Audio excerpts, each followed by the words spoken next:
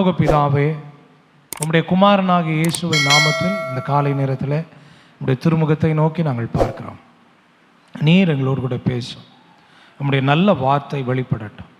மனிதன் அப்பத்தினால் மாத்திரமல்ல, தேவனுடைய வாயிலிருந்து புறப்படுகிற ஒவ்வொரு வார்த்தையினாலும் பிழைப்பான் என்று எழுதியிருக்கிறதே. நீர் இந்த காலை நேரத்தில் எங்களோடு பேசும். நாங்கள் கேட்குறோம். உம்முடைய வார்த்தையை கேட்டு அதன்படி நடந்து நீர் எங்களுக்கு வைத்திருக்கிற நித்திய வாழ்வை சுதந்திரித்து கொள்ள எங்களுக்கும் வந்திருக்கிற ஒவ்வொருவருக்கும் நீர் கிருபை பாராட்டும். கேட்கக்கூடாதபடி தடை உண்டு பண்ணுகிற, பலகீனத்தை உண்டு பண்ணுகிற எல்லா சத்துருடைய கிரியைகள் நசரேயனாகிய இயேசுவின் நாமத்தில் நிர்மூலமாகும்படியாக ஜெபிக்கிறோம். இயேசுவின் மூலம் ஜெபம் கேளும் நல்ல பிதாவே, ஆமென். வாசிக்கலாம். மத்தேயு எழுதின சுவிசேஷ புஸ்தகம் 5வது அதிகாரம் 17வது வசனத்தில் இருந்து 20வது வசனம் வரைக்கும் நாம் வாசிக்க கேட்போம். ஆனாலும் தீர்க்க தரிசனங்களை ஆனாலும் அழிக்கிறதற்கு வந்தேன் என்று எண்ணிக்கொள்ளாதேயுங்கள்.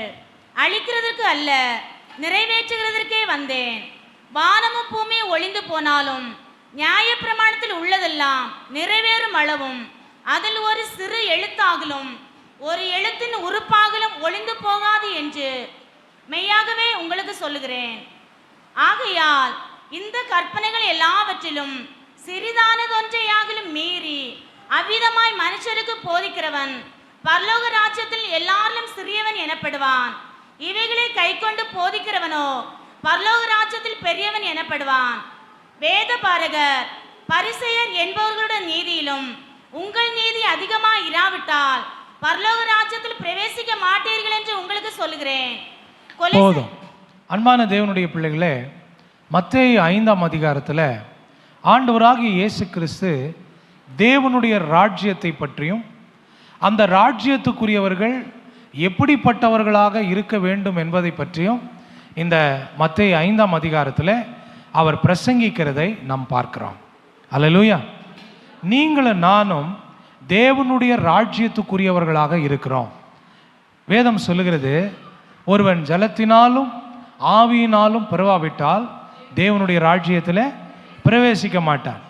அப்போ நீங்களும் நானும் இன்னைக்கு ரட்சிக்கப்பட்டு ஞானஸ்நானம் எடுத்து பரிசுத்த ஆவியின் அபிஷேகத்தை பெற்றிருக்கிறோம். ஆகவே நீங்களும் நானும் தேவனுடைய ராஜ்யத்துக்குரியவர்களாக இருக்கிறோம். அல்லேலூயா. நீங்களும் நானும் தேவனுடைய ராஜ்யத்தை நோக்கி பிரயாணம் பண்ணுகிறவர்களாக அல்லது தேவனுடைய ராஜ்யத்தை சுதந்திரிக்கும்படி அழைக்கப்பட்டவர்களாக நாம் இருக்கிறோம். அப்போஸ்தலனாகிய பவுல் தெசலோனிக்கேய சபைக்கு சொல்லும் பொழுது இப்படி சொல்றார். என்ன சொல்றாரு? 1 தெசலோனிக்கேயர்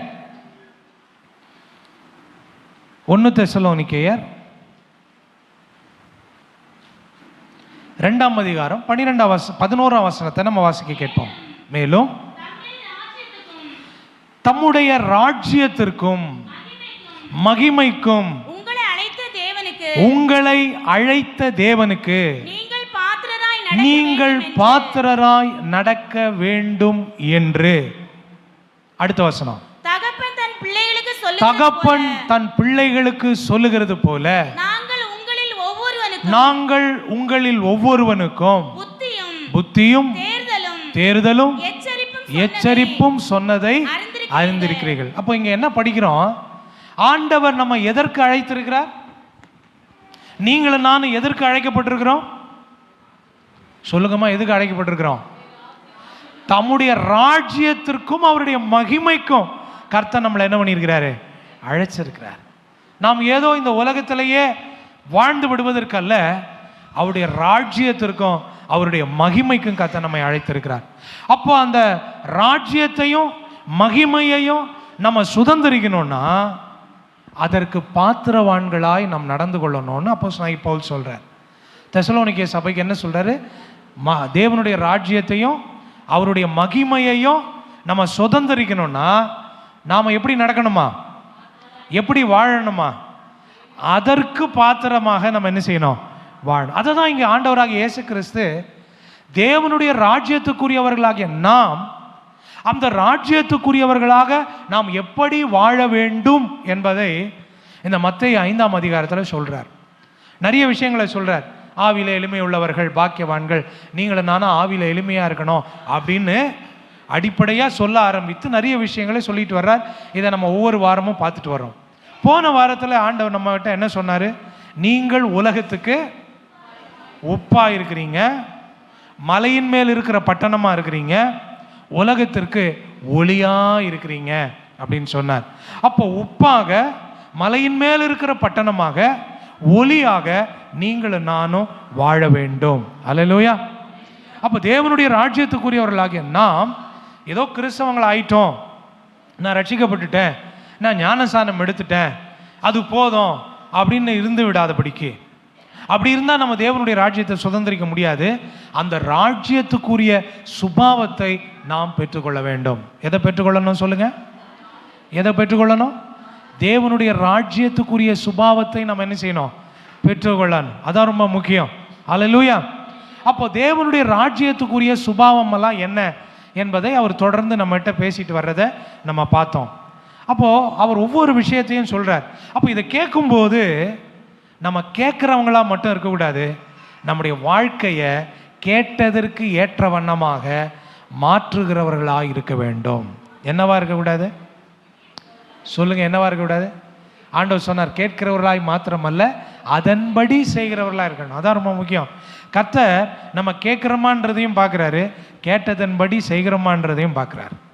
சொல்லுங்க, என்ன ஆண்டவர் என்ன பார்க்குறாரு? நம்ம கேட்குறோமான்னு பார்க்குறாரு. நிறைய நேரம் இப்போ வர வர கிறிஸ்தவர்கள் ஆண்டோடைய வார்த்தையை என்ன பண்ணுறது இல்லை, கேட்குறதே இல்லை. ஏன்? அவங்க நினச்சிக்கிறாங்க எனக்கு எல்லாமே தெரியும். அப்படி இருக்கக்கூடாது, கேட்கணும்.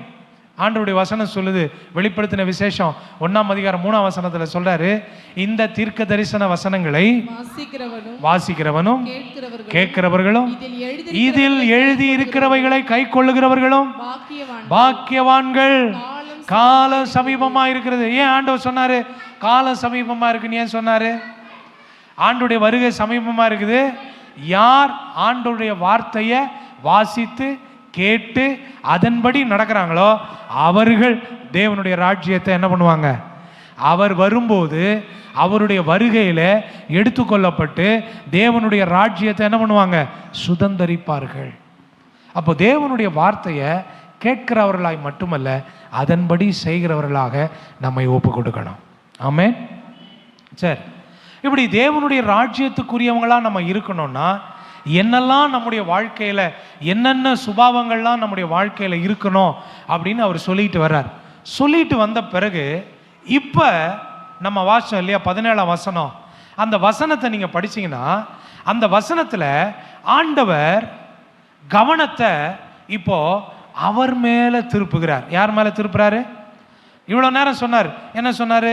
நீங்கள் ஆவியில் எளிமை உள்ளவங்களாக இருக்கணும், நீங்கள் துயரப்படுறவங்களாக இருக்கணும், சாந்த குணமுள்ளவர்களாக இருக்கணும், நீதியின் மேல் பசிதாகம் உள்ளவர்களாக இருக்கணும், இரக்கமுள்ளவர்களாக இருக்கணும், இருதயத்தை சுத்தம் உள்ளவர்களாக இருக்கணும், சமாதானம் பண்ணுகிறவர்களாக இருக்கணும், நீதியின் நிமித்தம் துன்பப்படுகிறவர்களாக இருக்கணும். அப்படி அநேக விஷயங்களை சொல்லிட்டு நீங்கள் உலகத்துக்கு உப்பாக இருக்கிறீங்க, மலையின் மேல் பட்டணமாக இருக்கிறீங்க, நீங்கள் அது மட்டும் இல்லை, அவர் சொல்கிறாரு நீங்கள் உலகத்துக்கு ஒளியாக இருக்கிறீங்க. இப்படின்னு நம்மை குறித்த விஷயங்களை சொல்லிட்டு இப்போ நம்முடைய கவனத்தை யார் மேலே திருப்புறாரு? சொல்லுங்க, யார் மேலே திருப்புறார்? ஆண்டவராகிய இயேசு கிறிஸ்துவின் மேல் நம்முடைய கவனத்தை திருப்புகிறார். அல்லேலூயா. நம்முடைய பார்வையை அவர் மேல் திருப்புகிறார். என்ன சொல்றார் 17ஆம் வசனத்தில்? நியாய பிரமாணத்தை ஆனாலும் தீர்க்க தரிசனங்களை ஆனாலும் அழிக்கிறதுக்கு வந்தேன் என்று எண்ணிக்கொள்ளாதீங்கள், அழிக்கிறதுக்கு அல்ல நிறைவேற்றுகிறதற்கே வந்தேன். இப்போ கவனத்தை இயேசு கிறிஸ்துவின் மேல் திருப்புகிறார். அல்லேலூயா. கடவுளுடைய ராஜ்யத்துக்குரிய மக்களாகிய நாம் நம்முடைய பார்வையை எப்பொழுது யார் மேலே வைக்கணும்? சொல்லுங்க, யார் மேலே வைக்கணும்? ஆண்டவர் மேலே வைக்கணும். இன்னைக்கு நிறைய நேரம் கிறிஸ்தவர்களாகிய நாம் ஆண்டவர் மேலே நம்முடைய பார்வையை வைக்கிறதுக்கு பதிலாக இன்னைக்கு நம்முடைய பார்வையை எது மேலேயோ வச்சிடறோம். பாருங்க, நம்முடைய பார்வையை எது மேலே வைக்கிறோம். பழைய ஏற்பாட்டு புஸ்தகத்தில் இஸ்ரவேல் ஜனங்கள் அவங்க கானானை நோக்கி போயிட்டுருக்குறாங்க. போயிட்டுருக்கும்போது கிட்டத்தட்ட கானான் கிட்ட வந்துட்டாங்க. இன்னும் கொஞ்ச நாளில் கானானுக்குள்ளே போய் அதை சுதந்திரிக்க போகிறாங்க. கிட்ட வந்துட்டாங்க. இன்னும் கொஞ்ச நாளில் கானானுக்குள்ளே போகிறாங்க. இப்போது யோசுவா என்ன பண்ணுறாரு? 12 கோத்திரத்தில் இருக்கிற தலைவர்களை 12 பேரை கூப்பிடுறாரு. கூப்பிட்டு அவங்கள பார்த்து சொன்னார், நம்ம கானான் கிட்ட வந்துட்டோம், ஆண்டவர் நமக்கு அந்த கானான் தேசத்தை சுதந்திரமாக கொடுக்க போகிறாரு. அதனால் நீங்கள் கானானுக்குள்ளே போய் இந்த தேசம் எப்படிப்பட்ட தேசம், ஆண்டவர் சொன்ன மாதிரியே இது ஒரு நல்ல தேசமா அப்படின்னு போய் என்ன பண்ணுங்க, நீங்கள் பார்த்துட்டு வாங்க. 12 பேரை அனுப்புனாங்க. இந்த 12 பேர் போனாங்க. போயிட்டு திரும்ப வந்து என்ன சொன்னாங்க தெரியுங்களா? சட்டையெல்லாம் கிழிச்சிக்கிட்டு சமஸ்த இஸ்ரவேல் கூடி இருக்குது, அந்த ஜனங்களுக்கு முன்னாடி சட்டையை கிழிச்சு போட்டுக்கிட்டு, ஐயோ அந்த தேசத்தில் ராட்சதர்கள் இருக்கிறார்கள். அங்கே யார் இருக்கிறா சொல்லுங்க? அந்த தேசத்தில் யார் இருக்கிறா? அந்த தேசத்தில் ராட்சதர்கள் இருக்கிறார்கள். நம்ம அங்கே போக முடியாது, நம்ம பார்க்கறதுக்கு வெட்டிக்கிளி மாதிரி இருக்கோம், அவங்கெல்லாம் ராட்சதர் மாதிரி இருக்கிறாங்க. ஐயையோ கானான் தேசம், கடவுள் நம்மளை ஏமாற்றி என்ன பண்ணிட்டாரு, கானான் தேசத்தை கூட்டிகிட்டு வரேன்ட்டு இங்கே கொண்டு வந்தார், நம்ம நிச்சயமாக அழிஞ்சு போயிடுவோம் அப்படின்னு சொன்னாங்க. எத்தனை பேர் சொன்னாங்க? 12 பேரில் 10 பேர் சொன்னாங்க.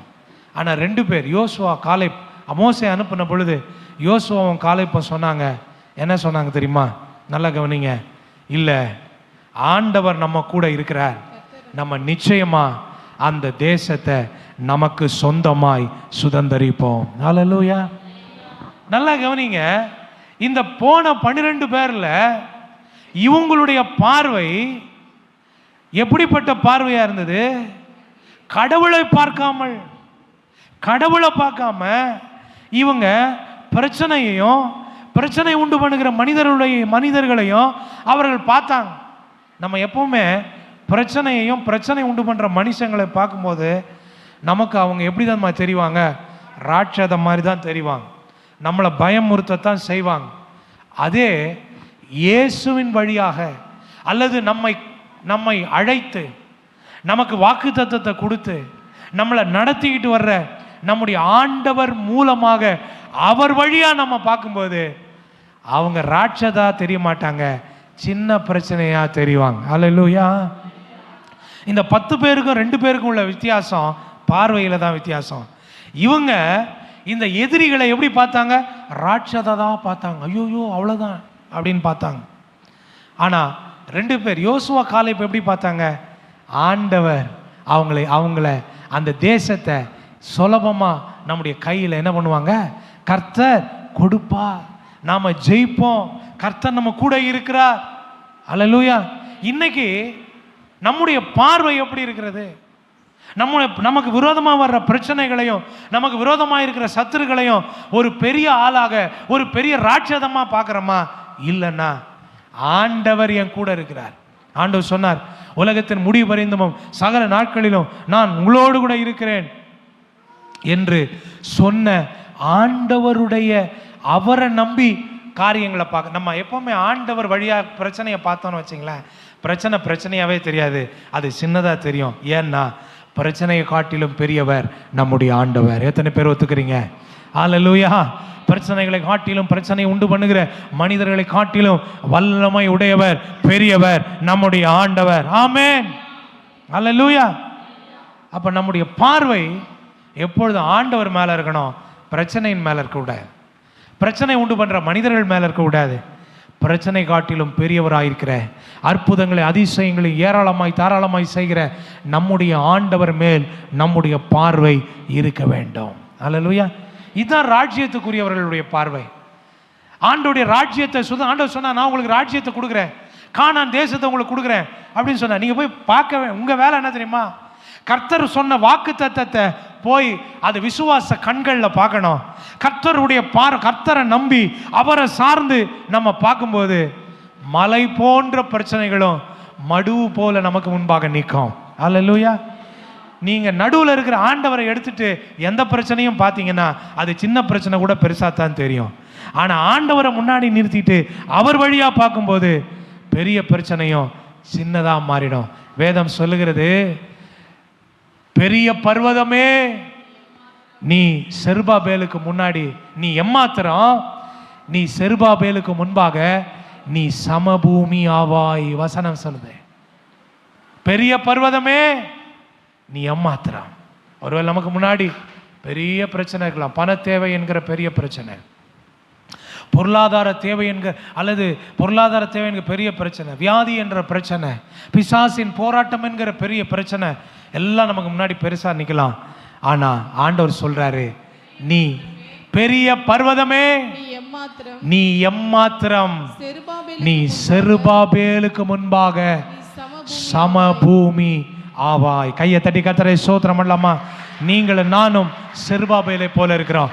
நீங்களும் நானும் தேவனுடைய பிள்ளையா இருக்கிறோம். நமக்கு முன்னாடி எவ்வளோ பெரிய பர்வதமா இருந்தாலும் கர்த்தர் நமக்காக அதை தவிடுபொடி ஆக்குவார். ஹல்லேலூயா.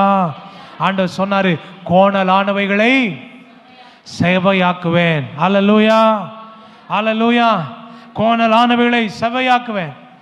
அது எல்லா மலைகளும் உனக்கு முன்பாக சமமாக்கப்படும். ஆமென். இன்னைக்கு நம்ம பார்வை ரொம்ப முக்கியம். அதனால தான் இங்கே மத்தேயு 5 இவ்வளவு நேரம் பாருங்க, நம்மை குறித்து சில விஷயங்களை சொல்லிட்டு வந்த ஆண்டவர் இப்போ திடீர்னு நம்முடைய பார்வையை இயேசுநாதர் மேலே ஷிஃப்ட் பண்ணுறார். ஏன் தெரியுமா? தேவனுடைய ராஜ்யத்துக்குரியவர்கள் என்னைக்குமே ஆண்டவரை நோக்கி பார்க்கணும். சங்கீதக்காரனுக்கு இந்த அனுபவம் தெரியும். அவர் சொன்னார் 34ஆம் சங்கீதம் 5ஆம் வசனத்தில், அவர்கள் அவரை நோக்கி பார்த்து பிரகாசம் அடைந்தார்கள், அவர்களுடைய முகங்கள் வெட்கப்பட்டு போகவில்லை. யாரு யாரை நோக்கி பார்த்தது? அந்த வசனம் சொல்லுது, சிறுமையானவர்கள், ஒடுக்கப்பட்டவர்கள், பிரச்சனையில் உள்ளவர்கள், போராட்டத்தில் உள்ளவர்கள், அவர்கள் அவரை நோக்கி பார்த்து பிரகாசம் அடைந்தார்கள், அவருடைய முகங்கள் வெட்கப்பட்டு போகவில்லை. நான் அன்பான தேவனுடைய பிள்ளையே, உனக்கு விரோதமாக சவால்கள் வரலாம், உனக்கு விரோதமாக பிரச்சனைகள் வரலாம், உனக்கு விரோதமாக போராட்டங்கள் வரலாம். ஆனால் நீ உன் கண்களை உன் தேவனுக்கு நேராய் நீ ஏறெடுக்கணும். உன்னை பிரகாசமடைய செய்கிற, உன்னை வெட்கப்பட விடாத அந்த தெய்வத்துக்கு நேராக உன் கண்களை நீ ஏறெடுக்கும் பொழுது நீ நானும் வெட்கப்பட்டு போவதில்லை. எத்தனை பேர் இதை விசுவாசிக்கிறீங்க? கர்த்தர் நம்மை தலை நிமிர பண்ணுகிறவராக இருக்கிறார், நமக்கு துணை நிற்கிறவராக இருக்கிறார். ஹல்லேலூயா. ஒருவேளை நமக்கு விரோதமாய் அநேகர் எழும்பி ஒரு வழியாய் வரலாம். பைபிள் சொல்லுது, அவர்கள் 7 வழியாய் திரும்பி ஓடுவார்கள். ஆமே. நம்முடைய கண்கள், தேவனுடைய ராஜ்யத்துக்குரியவருடைய கண்கள் கர்த்தரை நோக்கி பார்க்கணும். ஆமே. ரெண்டாவது, எலிசாவினுடைய வாழ்க்கையில் நடந்த ஒரு சம்பவம். சீரியாவில் சீரிய அரசன் அவன் என்ன யோசிக்கிறானோ அதை எலிசாவுக்கு வெளிப்படுத்தி விட்டுருவார். ஆண்டவர் சொல்லிடுவார், அவன் என்ன நினைக்கிறான், என்ன திட்டம் தீட்டுறான், கடவுளுடைய பிள்ளைகளுக்கு விரோதமாக என்ன திட்டம் தீட்டுறான்றத ஆண்டவர் கடவுளுடைய பிள்ளைகளுக்கு அதை வெளிப்படுத்திடுவார். ஆமென். அல்லேலூயா. நீங்களும் நானும் கடவுளுடைய பிள்ளைகளாக இருந்தால் நமக்கு விரோதமாக சத்துரு போடுகிற எல்லா சதி திட்டங்கள், திட்டங்கள், அவன் போடுற எல்லா பிளானையும் கர்த்தர் நமக்கு அறிவிப்பார். அல்லேலூயா, அல்லேலூயா. அப்போ அவன் இஸ்ரவேல் ஜனங்களை எப்படி யுத்தம் பண்ணுறது, எப்படி யுத்தம் பண்ணுற திட்டத்தை, தன் பெட்ரூமில் போடுற திட்டத்தை ஆண்டவர் எலிசாவுக்கு சொல்லிடுவார். உடனே எலிசா போய் அங்கே ராஜாவுக்கு சொல்லிடுவார். அவங்க ரொம்ப அலர்ட் ஆகிடுவாங்க, உஷாராயிடுவாங்க. இந்த ராஜாவுக்கு ஒரே குழப்பம், நான் பெட்ரூமில் போடுற திட்டத்தை எவன் கொண்டு போய் இஸ்ரேலில் சொல்லிடுறான். அவருக்கு ஒன்றுமே புரியல. இது எப்படி பக்கத்தில் இருக்க அவன் கூட ராஜா கூட இருக்கிறவங்க மேலே ராஜாவுக்கு சந்தேகம் வந்துருச்சு. ஒருவேளை நம்ம கூட இருக்கிறவங்க யாராவது கொண்டு போய் சொல்லிடுறாங்களா ரகசியத்தை?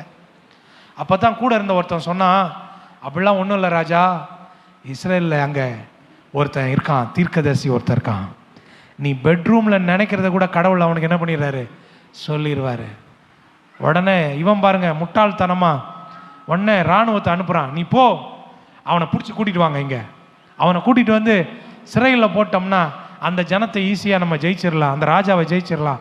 முதல்ல போய் அந்த தீர்க்கதரிசியை பிடிச்சிட்டு வாங்க.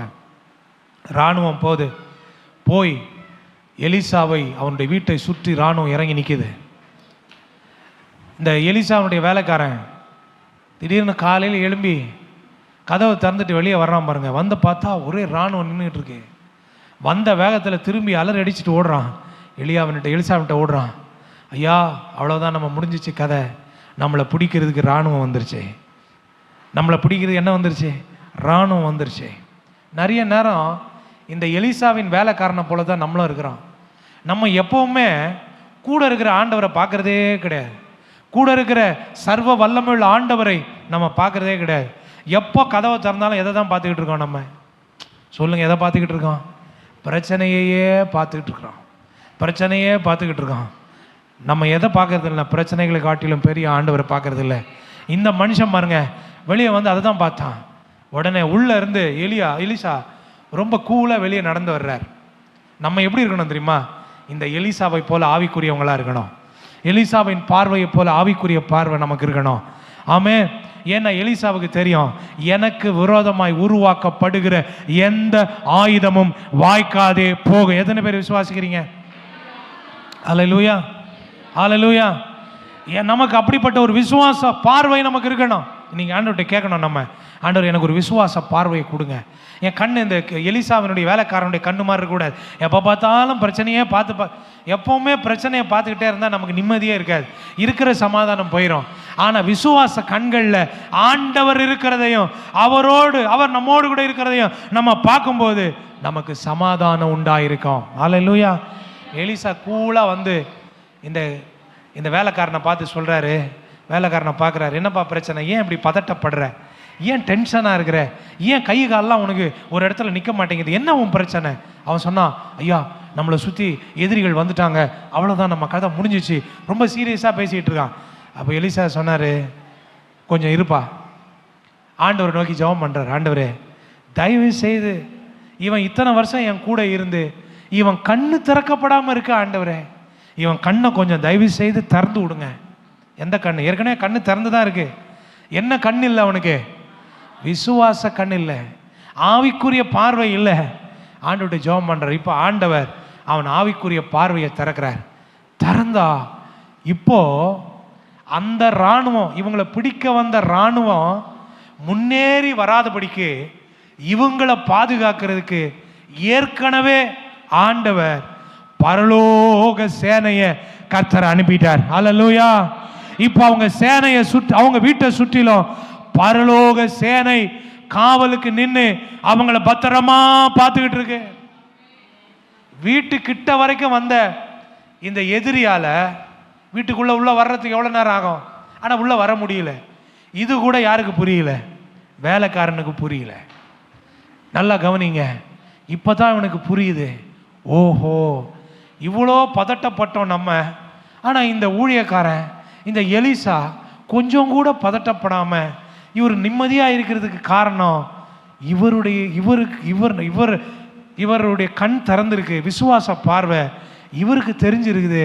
கடவுளுடைய பிள்ளைங்களுக்கு கடவுளே பாதுகாப்பாக இருக்கிறாரு, ஒரு சேதம் அணுகாதுன்னு இப்போ நான் புரிஞ்சுக்கிட்டேன் என்று அன்றைக்கு அந்த வேலைக்காரன் உணர்ந்து கொண்டான். அல்லேலூயா. ஆகவே அன்பானவர்களே, எனக்கு அன்பான தேவனுடைய பிள்ளைகளே, தேவனுடைய ராஜ்யத்துக்குரியவர்கள் நாம, நம்முடைய பார்வை எப்பொழுதும் கடவுளை பற்றியதாக இருக்கணும். நம்முடைய பார்வை கடவுள் மேலே இருக்கணும். கடவுள் மேலே நம்முடைய கண்கள் எப்பொழுதும் நோக்கமாக இருக்கணும். அல்லேலூயா, அல்லேலூயா. நம்முடைய பார்வை எப்பொழுதும் கடவுள் மேலே இருக்கணும். மூணாவதாக, வேதாகமத்தில் ஏன் இதை நான் வசனம் சொல்லலைன்னா எல்லாம் தெரிந்த சம்பவம் தான், ஆனால் உணராமல் இருக்க பாருங்க. மூணாவது, நம்ம தாவீது கோலியாத்தினுடைய சம்பவத்தில் பார்க்குறோம். கோலியாத் பைபிள் சொல்லுது, அவன் ரொம்ப உயரமானவன், ரொம்ப ஆஜானு பாகுவான், ராட்சதனை போல இருக்கிறவன். அவன் பரம்பரையே ராட்சத பரம்பரை. அப்படி அவன் போது நல்ல கவசம் உடையெல்லாம் போட்டு பெரிய பட்டயம் விட்டு அவன் இஸ்ரவேல் ஜனங்களுக்கு முன்பதாக நின்று அவன் என்ன பண்ணுறான்? கூக்குரலிடுறான், அவன் சவாலிடுறான். சத்ரு சில நேரம் நம்மளை பயமுறுத்துறதுக்கு நம்மளை பார்த்து எப்போவுமே சவால் விட தான் செய்வான். நம்ம சவாலை கண்டு பயந்துடக்கூடாது. நல்லா கவனிங்க, எதை கண்டு பயந்துடக்கூடாது? சவாலை கண்டு பயந்துடக்கூடாது. பிசாசால அவ்வளோதான் செய்ய முடியும். பக்கத்தில் பார்த்து சொல்லுங்க, பிசாசால குலைக்கத்தான் முடியும், பிசாசால அவ்வளோதான் சொல்ல முடியும். சொல்லுங்க பக்கத்தில் இருக்கிறவங்கள பார்த்து, பிசாசால அப்படி கத்தத்தான் முடியும், அவனால் ஒன்றும் பண்ண முடியாது. அல்லேலூயா. பாருங்க, அவன் கத்துறான், உங்களை நான் அவ்வளோதான் ஒன்றும் இல்லாமல் பண்ணிடுவேன், யார் தைரியம் உள்ள ஆள் வாங்க சண்டை கூப்பிடுறான். எப்படி இருக்கும்? சவுலுக்கே நடுக்கம். இஸ்ரவேல்லையே உயரமான ஆள் யாருன்னு பார்த்தா சவுல். அவரு அங்கே இருக்கிற எல்லார காட்டிலும் உயரமான ஆள் யாரு? சவுல். அவரே கூடாரத்தில் பயந்துட்டு உட்காந்துருக்காரு உள்ள. அவர் பார்க்குறாரு, எப்பா யாராவது போய் சண்டை போடுங்கப்பா, யாராவது போய் சண்டை போடுங்கப்பா. அன்னைக்குன்னு பார்த்து அண்ணன்களுக்கு சாப்பாடு கொண்டு வந்த தாவீது, சின்ன பையன், வாலிப பையன், நின்று பார்த்தா இந்த கோலியாத்து இஸ்ரவேல் ஜனங்களை தூஷணம் பண்ணி ஆண்டவரை தூஷணம் பண்ணி ஆண்டவருடைய பிள்ளைங்களை கேவலமாக பேசி அவங்கள சபிச்சுக்கிட்டு இருக்கிறான். தாவீதுக்கு கோபம் வந்துச்சு. அவன் போனான் ராஜாகிட்ட, என்னை அனுப்புங்க. ராஜா அவனை மேலும் கீழும் பார்த்தார். ராஜாவுக்கு நம்பிக்கையே இல்லை. நிறைய நேரம் விசுவாச மக்களாகிய நாம் அப்படித்தான் இருக்கிறோம் பாருங்க. ஆண்டவருடைய பிள்ளைன்னு சொல்கிறோம், ஆனால் ஒரு பிரச்சனை நமக்கு விரோதமாக வந்து யாராவது ஏதாவது நம்மளை சொல்லிட்டாங்கன்னா உடனே நம்ம மனம் உடஞ்சி சோர்ந்து போயிடும். சோர்ந்து போவிடாது. பார்த்தா இப்போது தாவீதை மேலும் கீழுமா பார்க்குறாரு. என்ன இது, என்னாலேயே முடியாமல் ராஜா நானே உள்ளே உட்காந்து பயந்துக்கிட்டு இருக்கேன், சின்ன பையன், சரி எப்படியோ பிழைச்சி போய் ஏதாவது பண்ணிட்டு வா அப்படின்னு சொல்லி அவருடைய கவச உடையெல்லாம் மாட்டி விடுறாரு. அவர் நடந்து பார்க்குறாரு, ஒன்றும் முடியல. எல்லாத்தையும் கழட்டி வச்சுட்டு கையில் ஒரு கவன் எடுத்துகிட்டு கல் எடுத்துக்கிட்டு களத்தில் இறங்கி போய் சத்ருவோடு பேசுகிறான். நல்ல கவனிங்க, சத்ருவோடு பேசுகிறான். அவன் சொல்கிறான், ஏய் என்ன நானா நாயா, நீ என்னை அடிக்கிறதுக்கு என்ன கொண்டு வந்துக்கிட்டு இருக்க, கல் எடுத்துகிட்டு வந்துட்டுருக்க. இப்போ தாவீது இவ்வளோ பெரிய ராட்சதனை எப்படி பார்த்துருக்கான் பாருங்க, எப்படி பார்த்தான் பாருங்க. சபிக்கிற, சாபம் எடுக்கிற, உன்னை ஒன்றும் இல்லாமல் பண்ணுறேன் அப்படின்னு சொன்ன சத்ருவ கோலியாத்தை தாவீது எப்படி பார்த்தான்? ஒரு சின்ன நாயை போல பார்த்தான். நாயை போல தாவீது பார்த்தான். அவன் சொல்கிறான், நீ நாயா, என்னை அடிக்கிறது என்ன கொண்டு வர்ற, கல் கொண்டு. நம்ம எப்பவுமே பிசாசு அப்படிதான் பார்க்கணும். அந்த பார்வை நமக்கு இருக்கணும். ஏன்னா நமக்குள் இருக்கிறவர் பெரியவர். உலகத்தில் இருக்கிறவனிலும் உங்களில் இருக்கிறவர் பெரியவர். எத்தனை பேர் அதை விசுவாசிக்கிறீங்க? ஹல்லேலூயா. நாம் ஆராதிக்கிற நம்முடைய ஆண்டவர் பெரியவர், பெரிய காரியங்களை செய்கிறவர். ஆராய்ந்து முடியாத பெரிய காரியங்களையும் எண்ணி முடியாத அதிசயங்களையும் அவர் செய்கிற தேவன். தாவீது பாருங்க, அப்படி பார்த்தா, நீ என்னை அடிக்கிறதுக்கு கல்லும் கொம்பு கொண்டு வந்துகிட்டு இருக்கிற. அவன் சொல்றான், அவன் கோலியாத் சொல்றான் தாவீதை பார்த்து, இன்னைக்கு நான் உன் கழுத்தை வெட்டி உன் சரீரத்தை நான் பறவைகளுக்கு உணவாக நான் போடுவேன். எப்படி பயமுத்துறான் பாருங்க. நம்மளா இருந்தா, ஐயோ ஆண்டவர் என்னை கை விட்டார், ஆண்டவர் இருக்கிறாரா இல்லையா, யாராவது சொன்ன வார்த்தையை கண்டு நம்ம பயந்துடுறோம். இல்லை, அவன் சொன்னான், நீ நிந்திக்கிற இஸ்ரவேலின் தேவனுடைய நாமத்தில் நான் வந்திருக்கிறேன். இன்னைக்கு நான் உன்னை பலியாக்குறேன், நீ இல்லை, நான் உன்னை பலியாக்குறேன். ஆமென். கர்த்தர் அவனோடு கூட இருந்தார். அவ்வளோ பெரியவனை ஒரு சாதாரணமாக பார்த்து அவனை வெட்டி, அவன் பட்டயத்தில் வெட்டி அவனை விழத்தள்ளி இஸ்ரவேலுக்கு ஜெயத்தை கொண்டு வந்தான். கையை தட்டி கர்த்தரை ஸ்தோத்திரம் பண்ணுவோமா? கர்த்தர் உங்களை என்னையும் ஒரு தாவீதை போல நம்முடைய குடும்பத்தில், சபையில, தேசத்தில் கர்த்தர் நம்மை வைத்திருக்கிறார். சத்துரு நம்மளை பயமுறுத்துறதுக்கு, நம்முடைய மனசை உடைக்கிறதுக்கு, நம்மளை சோர்ந்து போக பண்ணுறதுக்கு சில நேரம் சவால் விடுவான், நம்மளை தூஷிப்பான், நமக்கு விரோதமான வார்த்தைகளை பேசுவான். இதெல்லாம் கண்டு அவன் ஒரு பெரிய ஆளாக நினைக்கவே கூடாது. அவன் ஒன்றும் இல்லைன்னு நம்ம நினைக்கணும். ஏன் தெரியுமா? இந்த உலகத்தில் இருக்கிறவனை காட்டிலும் நமக்குள் இருக்கிறவர் பெரியவர். விசுவாசிக்கிற கரங்களை உயர்த்தி அல்லேலூயா சொல்லலாமா? நம்முடைய தேவன் பெரியவர், நம்முடைய தேவன் பெரியவர். இயேசு பெரியவர், நம் இயேசு பெரியவர், இயேசு பெரியவர், நம் இயேசு பெரியவர், என்றென்றும் இயேசு பெரியவர். அவர் ஒருபோது கைவிட மாட்டார். அல்லேலூயா. என்றென்றும் இயேசு பெரியவர், அவர் ஒருபோது கைவிட மாட்டார். இயேசு பெரியவர், நம் இயேசு பெரியவர். சேர்ந்து பாடுவோம். இயேசு பெரியவர், நம் இயேசு பெரியவர், என்றென்றும் இயேசு பெரியவர், அவர் ஒருபோது கைவிட மாட்டார். அல்லேலூயா. என்றென்றும் இயேசு பெரியவர், கைவிட மாட்டார். அல்லேலூயா.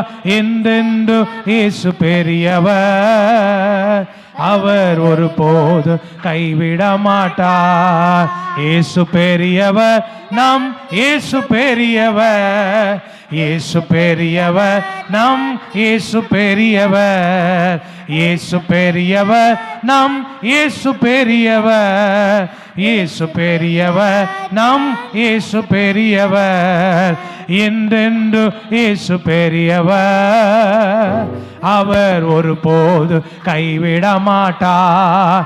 அல்லேலூயா, என்றென்று இயேசு பெரியவர், அவர் ஒருபோது கைவிட மாட்டார். அல்லேலூயா, என்றென்று இயேசு பெரியவர், அவர் ஒருபோது கைவிட மாட்டார். அல்லேலூயா, அவர் பெரியவர், பெரிய காரியங்களை செய்கிறவர். அப்ப நம்ம பார்வை ஆண்டவர் மேல இருக்கணும், விசுவாச பார்வையா இருக்கணும். அல்லேலூயா, கர்த்தர் எனக்காக யாவையும் செய்து முடிப்பார் என்கிற ஒரு பார்வை உங்களுக்கு எனக்கு இருக்கணும். கர்த்தர் நம்முடைய வாழ்க்கையில பெரிய காரியங்களை செய்ய வல்லவராக இருக்கிறார். இதை தான் தேவனுடைய மக்கள் இப்படி சொன்னாங்க. எபிரேயர் 3ஆம் அதிகாரம் 1ஆம் வசனத்துல நம்ம வாசிக்கும் போது வேதம் இப்படி சொல்லுகிறது, இப்படி இருக்க பரம அழைப்புக்கு பங்குள்ளவர்களாகிய பரிசுத்த சகோதரரே, நாம் அறிக்கை பண்ணுகிற அப்போஸ்தலரும் பிரதான ஆசாரியருமாய் இருக்கிற கிறிஸ்து இயேசுவை கவனித்து பாருங்கள். பரம அழைப்புக்கு பங்குள்ளவர்கள், தேவனுடைய ராஜ்யத்திற்கும் மகிமைக்கும் அழைக்கப்பட்ட நாம யாரை கவனிச்சு பார்க்கணுமா? சொல்லுங்கம்மா, யாரை பார்க்கணும்? நம்ம கண் யாரை பார்க்கணும்? பிரதான அப்போஸ்தலரும் பிரதான ஆசாரியருமா இருக்கிற இயேசு கிறிஸ்துவை கவனிக்கணும். இன்னைக்கு உலகத்தை கவனிச்சுக்கிட்டு இருக்கிறோம், மற்ற மனிதர்களை கவனிச்சுக்கிட்டு இருக்கிறோம், நடக்கிற நெகட்டிவான விஷயங்களை பார்த்துக்கிட்டு இருக்கிறோம். ஆனா பார்க்கணும்னு வசனம் யாரை பார்த்து பார்க்கணும்னு சொல்லுது? சொல்லுங்கம்மா, யாரை பார்க்கணுமா? பிரச்சனையை பார்க்கணுமா?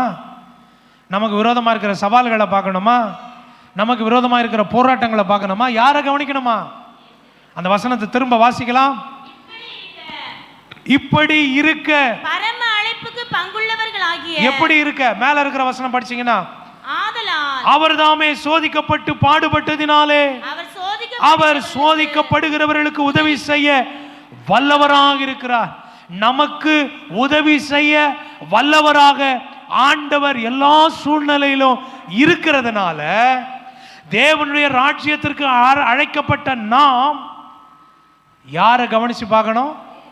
அப்போஸ்தலரும் பிரதான ஆசாரியருமாகிய கிறிஸ்து இயேசுவை நாம கவனிச்சு பார்க்கணும். அப்ப நம்ம பார்க்க வேண்டியது யாரம்மா பார்க்கணும்? ஐயா, யாரை பார்க்கணும்? பிரச்சனையா, போராட்டத்தையா, வியாதியா, சவால்களையா, போராட்டங்களையா, அல்லது நம்ம பயமுறுத்துகிற மனிதர்களையா, பிசாசையா? யாரை பார்க்கணும்? வல்லவராக உதவி செய்ய வல்லவராயிருக்கிற அந்த ஆண்டவரை நீங்களும் நானும் நோக்கி பார்க்க வேண்டும். அதைத்தான் பைபிள் சொல்லுது. ஆதலால் இப்படி இருக்க பரம அழைப்பு பங்குள்ளவர்களாகிய சகோதரரே, அப்போஸ்தலர், நாம் அறிக்கை பண்ணுகிற அப்போஸ்தலரும் பிரதான ஆசாரியருமாயிருக்கிற கிறிஸ்து இயேசுவை கவனித்து பார்க்கணும். அவரை யார் கவனித்து பார்க்குறாங்களோ, அவரை யார் நோக்கி பார்க்கிறார்களோ அவர்கள் வெட்கப்பட்டு போவதில்லை. யோவேல் 2:26 சொல்றாரு, என் ஜனங்கள் ஒருபோதும் வெட்கப்பட்டு போவது இல்லை. ஹல்லேலூயா. அப்போ யாரை கவனிக்கணும்? நம்ம ஆண்டவராகிய இயேசு கிறிஸ்துவை நோக்கி பார்க்கணும், அவரை நோக்கி பார்க்கணும், நம்முடைய பார்வையை அவருக்கு நேராக திருப்பணும்.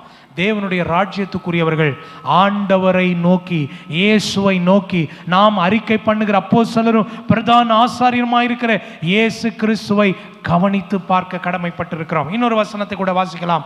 எபிரேயர் 12ஆம் அதிகாரம் 1 வசனத்தை நம்ம வாசிக்கும் பொழுது வசனப்படி சொல்லுது, ஆகையால் மேகம் போன்ற இத்தனை திரளான சாட்சிகள் நம்மை சூழ்ந்து கொண்டிருக்க பாரமான யாவற்றையும் நம்மை சுற்றி நெருங்கி நிற்கிற பாவத்தையும் தள்ளிவிட்டு விசுவாசத்தை துவக்குகிறவரும் முடிக்கிறவருமாயிருக்கிற இயேசுவை நோக்கி, இயேசுவை நோக்கி, இயேசுவை நோக்கி நமக்கு நியமித்திருக்கிற ஓட்டத்தில் பொறுமையோடு ஓடக்கடவோம்.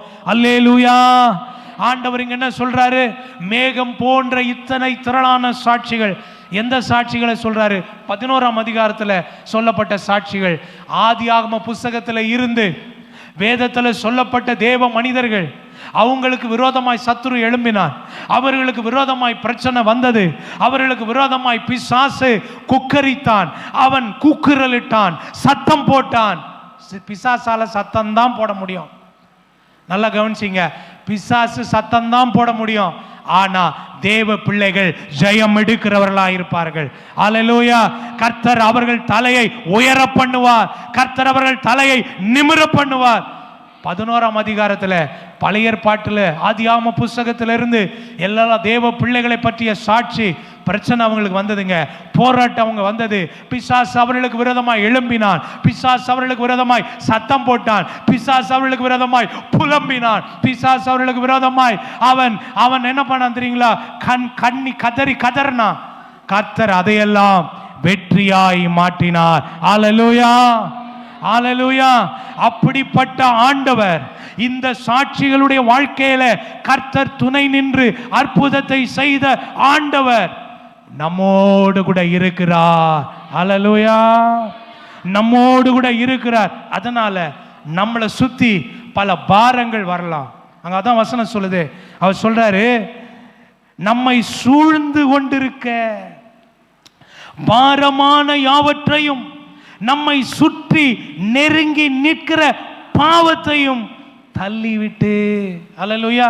நம்மளை சுற்றி பாரமான காரியங்கள் இருக்கலாம், நம்மை சுற்றி நம்மளை பாவத்தில் விழத்தள்ளுவதற்கு சாத்தான் நம்மை சுற்றி நிற்கலாம். ஆனாலும் கவலைப்பட வேண்டாம், கர்த்தர் நம் பட்சத்தில் இருக்கிறார். எத்தனை பேர் இதை விசுவாசிக்கிறீங்க? கர்த்தர் நம் பட்சத்தில் இருக்கிறார். எத்தனை பேர் விசுவாசிக்கிறீங்க? அல்லேலூயா. கர்த்தர் நம் பட்சத்தில் இருக்கிறார். கர்த்தர் இந்த மாதத்தில் நமக்கு வாக்கு பண்ணினார். என்ன வாக்கு பண்ணார்? ஏசாயா 41:14 சொன்னாரு, யாக்கோபு என்னும் சிறு பூச்சியே, இஸ்ரவேலின் சிறு கூட்டமே, பயப்படாதே, நான் உனக்கு துணை நிற்கிறேன். அல்லேலூயா. கர்த்தர் நம்மோடு இருக்கிறார். அதனால பாரமான யாவற்றையும், நம்மை சுற்றி நிற்கிற பாவத்தையும் தள்ளிவிட்டு விசுவாசத்தை துவக்குகிறவரும் விசுவாசத்தை முடிக்கிறவரும் ஆகிய இயேசுவை நோக்கி நம்முடைய கண்கள் யாரை நோக்கணும்? சொல்லுங்கம்மா, நம்ம கண்கள் யாரை நோக்கணும்? நமக்குள்ள விசுவாசத்தை துவக்கினவரை நம்முடைய கண்கள் நோக்கி பார்க்கணும். நமக்குள்ள விசுவாசத்தை துவக்கின இயேசுவை நோக்கி பார்க்கணும். இயேசு நமக்குள்ள விசுவாசத்தை தந்திருக்கிறார். நீங்களும் நானும் இயேசுவை, தேவனை விசுவாசிக்கிற சந்ததி. அல்லேலூயா. சந்தேகப்படுற சந்ததி இல்லை, புலம்புகிற சந்ததி இல்லை, ஐயோ பிரச்சனையை கண்டு துவண்டு போற சந்ததி இல்லை, விசுவாசிக்கிற சந்ததி. எல்லாரும் சொல்லுங்க, நாம யாரு? சொல்லுங்கம்மா, நம்ம யாரு? விசுவாசத்தை விசுவாசிக்கிற சந்ததி, விசுவாசிகள். அப்போ நம்ம விசுவாசிக்கணும், கர்த்தர் எனக்காக யாவையும் செய்து முடிப்பார். அல்லேலூயா. விசுவாசத்தை துவக்குகிறவரும் விசுவாசத்தை முடிக்கிறவருமாகிய இயேசுவை நோக்கி. அல்லேலூயா. யாரை நோக்கி பார்க்கணும்? யாரை நோக்கி பார்க்கணும்? இயேசுவை நோக்கி பார்க்கணும். பக்கத்தில் பார்த்து சொல்லுங்க, என்ன பிரச்சனை வந்தாலும், என்ன பாரமான காரியங்கள் வந்தாலும், என்ன போராட்டங்கள் வந்தாலும், விசுவாசத்தை துவக்குகிறவரும் விசுவாசத்தை முடிக்கிறவருமாகிய இயேசு கிறிஸ்துவை நோக்கி பார்க்கணும். அல்லேலூயா.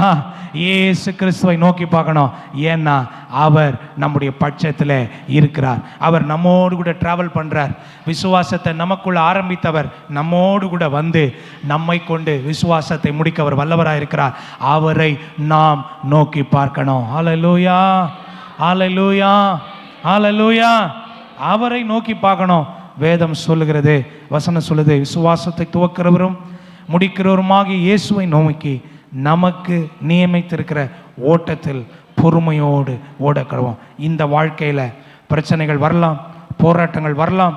2ஆம் வசனம் சொல்லுது, அவர் தமக்கு முன் வைத்திருந்த சந்தோஷத்தின் பொருட்டு அவமானத்தை எண்ணாமல் சிலுவையை சகித்து தேவனுடைய சிங்காசனத்தின் வலது பாரசத்தில் வீற்றிருக்கிறார்.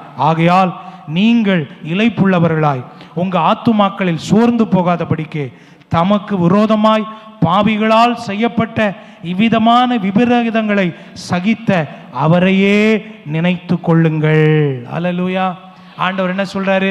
இயேசுவை நோக்கி பாருங்க, அவருக்கு அவமானம் வந்துச்சு, அவருக்கு விரோதமாக சத்துருக்கள் எழும்புனாங்க, அவரை கொல்லணும்னு பிசாசு முயற்சி பண்ணா, அவரை தூஷிச்சாங்க, அவரை அவமானப்படுத்தினாங்க.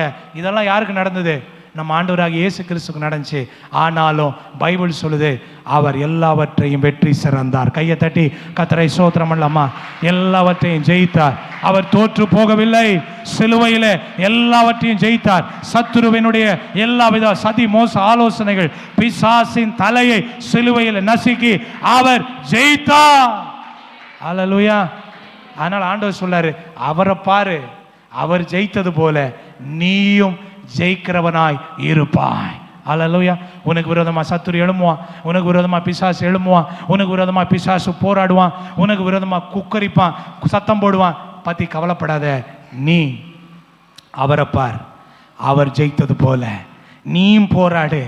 ஜெபத்தில் போராடு, ஜெபத்தில் போராடு, முழங்காலில் போராடு, ஜெபத்தில் போராடு. கர்த்தர் ஜெயத்தை தருவான். அல்லேலூயா. காரணம் என்ன தெரியுமா? அவர் ஜெயம் கொடுக்கிற கிறிஸ்து. எத்தனை பேர் விசுவாசிக்கிறீங்க? அல்லேலூயா. அவர் ஜெயம் கொடுக்கிற கிறிஸ்து, அவர் ஜெயம் கொடுக்கிற தேவன். அவர் நம்முடைய வாழ்க்கையில ஜெயத்தை கொடுக்க வல்லவராக இருக்கிறார். எப்பவுமே வெற்றி இன்னும் சும்மா வராதுங்க, போராடினா தான் வரும். அல்லேலூயா. போராட்டத்தின் வழியா வரும். இயேசு நமக்காய் போராடி வெற்றியை சம்பாதித்து கொடுத்திருக்கிறார். நீங்கள் இப்போ நம்ம சத்துருவை நேருக்கு நேராக போராட வேண்டிய அவசியம் இல்லை. முழங்காலில் போராடும் பொழுது, ஆமென், முழங்காலில் போராடும் போது கர்த்தர் ஜெயத்தை கொடுக்கிறவராயிருக்கிறார். அல்லேலூயா, அல்லேலூயா. ஜெய கிறிஸ்து முன்னாடி செல்றார். ஜெய கிறிஸ்து நம்மோடு கூட இருக்கிறார். ஜெய கிறிஸ்து நம்மை விட்டு விலகுவதும் இல்லை, நம்மை கைவிடுவதும் இல்லை. நாம எதற்கும் சோர்ந்து போகாமல், ஆண்டவருடைய வசனம் அப்படிதான் சொல்லுது. அவர் சொல்றார் பாருங்களேன், நீங்கள் இளைப்புள்ளவர்களாய் உங்கள் ஆத்துமாக்களில் சோர்ந்து போகாதபடிக்கு. பிசாசு சில நேரம் நம்மளை சோர்ந்து போக பண்ணலான்னு நினைப்பான். ஆனால் நம்ம ஒரு நாளும் சோர்ந்து போகக்கூடாது. அல்லேலூயா. பக்கத்தில் பார்த்து சொல்லுங்க, சோர்ந்து போகாதீங்க, சோர்ந்து போகாதீங்க, சோர்ந்து போகாதீங்க, சோர்ந்து போகாதீங்க. பிசாசை கண்டு சோர்ந்து போகாதீங்க. ஜெய கிறிஸ்து நம்மோடு இருக்கிறார். ஜெய கிறிஸ்து நம்மோடு இருக்கிறார். சோர்ந்து போகாதே, நீ சோர்ந்து போகாதே, சோர்ந்து போகாதே, நீ சோர்ந்து போகாதே. அதி சீக்கிரத்தில் நீங்கிவிடும் இந்த லேசா உபத்திரவம். அதி சீக்கிரத்தில் நீங்கிவிடும் இந்த லேசா உபத்திரவோ. சோர்ந்து போகாதே, நீ சோர்ந்து போகாதே, சோர்ந்து போகாதே, நீ சோர்ந்து போகாதே. சீக்கிரத்தில் நீங்கிவிடும் இந்த லேசா உபத்திரவம். அதி சீக்கிரத்தில் நீங்கிவிடும் இந்த லேசா உபத்திரவம். காண்கின்ற உலகம் தேடவில்லை, காணாத பரலோ நாடுகிறோ. காண்கின்ற உலகம் தேடவில்லை, காணாத பரலோ நாடுகிறோ. சோர்ந்து போகாதே, நீ சோர்ந்து போகாதே, சோர்ந்து போகாதே, நீ சோர்ந்து போகாதே. சீக்கிரத்தில் நீங்கிவிடும். சேர்ந்து கைகளை தட்டி பாடலாமா? அதி சீக்கிரத்தில் நீங்கிவிடும் இந்த லேசா உபத்திரவம். கிறிஸ்துவின் பொருட்டு நொறுக்கப்பட்டா பாக்கியம் நமக்கு பாக்கியமே. கிறிஸ்துவின் பொருட்டு நெருக்கப்பட்டா பாக்கிய நமக்கு பாக்கியமே. சோ போகாதே, நீ சோர்ந்து போகாதே, சோர்ந்து போகாதே.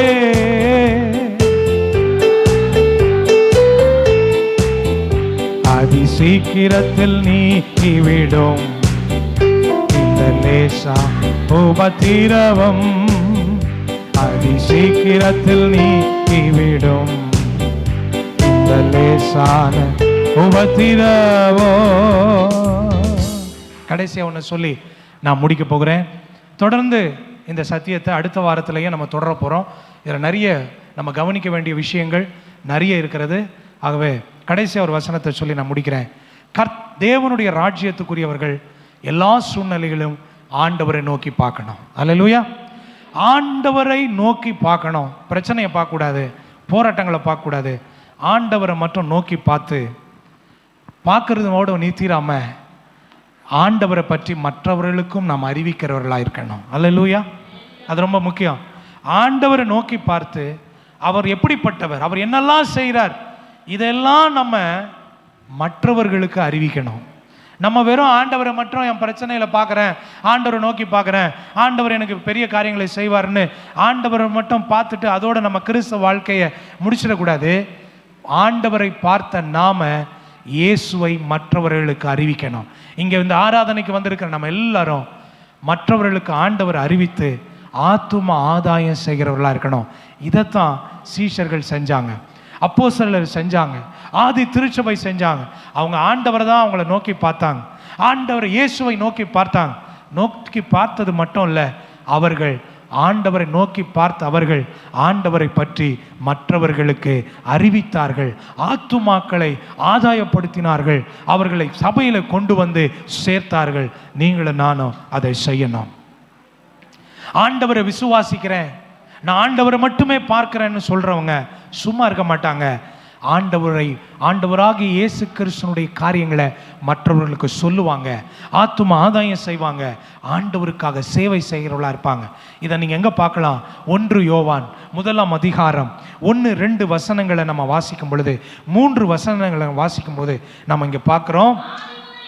நல்லா கவனிங்க. வசனம் சொல்லுது, ஆதி முதல் இருந்ததும் நாங்கள் கேட்டதும் எங்கள் கண்களினால் கண்டதும் நாங்கள் கண்களினால் கண்டதும் நாங்கள் நோக்கி பார்த்ததும் எங்கள் கைகளினால் தொட்டதுமாயிருக்கிற ஜீவ வார்த்தையை குறித்து உங்களுக்கு அறிவிக்கிறோம். அந்த ஜீவன் வெளிப்பட்டது, பிதாவினிடத்தில் இருந்ததும்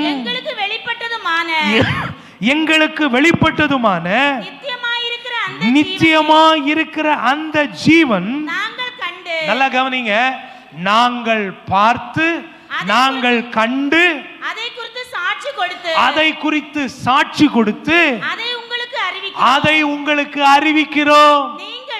நீங்களும் எங்களோடு ஐக்கியம் உள்ளவர்கள் ஆகும்படி நாங்கள் கண்டும் கேட்டும் இருக்கிறதை உங்களுக்கும் அறிவிக்கிறோம். எங்களுடைய ஐக்கியம் பிதாவோடும் அவருடைய குமாரனாகிய இயேசு கிறிஸ்துவோடும் இருக்கிறது. அப்போஸ்தலனாகிய யோவான் என்ன சொல்றாரு? ஆதியில் இருந்ததும் நாங்கள் கேட்டதும், பழைய ஏற்பாட்டில் கேட்டதும், எங்கள் கண்களினால் கண்டதும், நம்மளை தேடி வந்த மேசியாவை நாங்க கண்டதும், நாங்கள் நோக்கி பார்த்ததும். நல்லா கவனிங்க, 2 விஷயம் சொல்றார். நாங்க கண்டோம், நாங்க நோக்கி பார்த்தோம். இயேசுவை பார்த்தோம், எங்க வாழ்க்கையில் எல்லா சூழ்நிலையிலும் அவரையே நோக்கி பார்த்தோம், அவரையே சார்ந்திருந்தோம், எங்கள் கண்கள் அவரையே நம்பி இருந்தது. நோக்கி பார்த்தோம், எங்கள் கைகளினால் தொட்டதுமா இருக்கிற நாங்கள் எங்க வாழ்க்கையில் அனுபவிச்சது, எங்க பிரச்சனையில, எங்க போராட்டத்தில், எங்களை கஷ்டத்தில் ஆண்டவர் நோக்கி பார்த்தோங்க. ஆண்டவர் எங்களை கைவிடலை, எங்களுக்கு அற்புதம் செஞ்சாரு, நாங்க அதை அனுபவிச்சோம். கர்த்தருடைய அற்புதத்தை அனுபவிச்சோம், அவருடைய நன்மையை அனுபவிச்சோம். அவரை நோக்கி பார்த்ததுனால கர்த்தர் எங்களுக்கு இதெல்லாம் செஞ்சாரு, அதையெல்லாம் நாங்க அனுபவிச்சோம். அதான் சொல்றார், நாங்கள் தொட்டதுமாய் இருக்கிற ஜீவ வார்த்தை. யாரை பத்தி சொல்றாரு?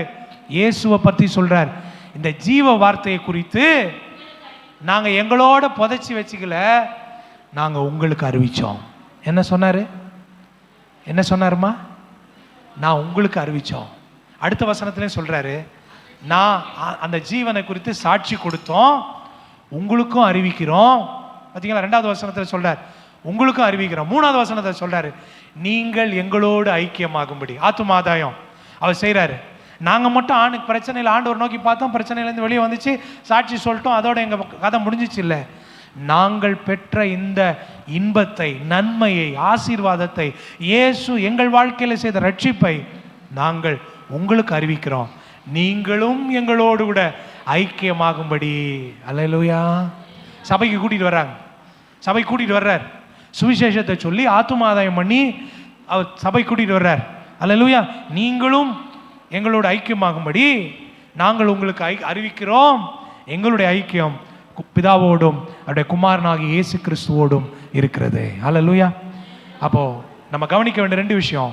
ஒன்று, ஆண்டவராக இயேசு கிறிஸ்து தேவனுடைய ராஜ்யத்துக்குரியவர்களாகிய மக்களை பார்த்து சொல்கிறாரு, அவங்களுடைய பார்வையை இயேசுவின் பக்கம் திருப்புறார். அப்போ நம்முடைய வாழ்க்கையில் என்ன பிரச்சனை, போராட்டங்கள் வந்தாலும் நம்முடைய பார்வை பிரச்சனை அல்ல, போராட்டத்தை அல்ல, பிரச்சனை உண்டாக்குற மனிதர்களை அல்ல, பிரச்சனையை காட்டிலும் பெரியவராக இருக்கிற, அற்புதங்களை அடையாளங்களை செய்கிற இயேசுவை நம்முடைய கண்கள் பார்க்க வேண்டும். வியாதியை அல்ல, வியாதியை சுகமாக்குகிற, தம்முடைய தழும்புகளால் சுகமாக்குகிற பரம வைத்தியராயிருக்கிற அவரை நோக்கி பார்க்க வேண்டும். அல்லேலூயா. போராட்டத்தை அல்ல, போராட்டத்தையும் நமக்கு சாதகமாய் மாற்றி வெற்றியை தருகிற விஜய கிறிஸ்துவை நம்ம நோக்கி பார்க்கணும். அல்லேலூயா. அதுவும் 2வது, நம்ம நோக்கி பார்த்து அற்புதத்தை நம்ம மட்டும் அனுபவிக்கிறது இல்லை, மற்றவங்களுக்கு என்ன செய்யணும் சொல்லுங்கம்மா, என்ன பண்ணணும்? அறிவிக்கணும். எங்களோடு ஐக்கியமாகும்படி நாங்கள் உங்களுக்கு அறிவிக்கிறோம். அப்போ நம்ம ஆத்தும ஆதாயம் செய்யணும். செய்யும்போது நீங்களும் நானும் கர்த்தர் நமக்கு வாக்கு பண்ணின தேவனுடைய ராஜ்யத்தை நாம் சுதந்தரிப்போம். கண்களை மூடுவோம்.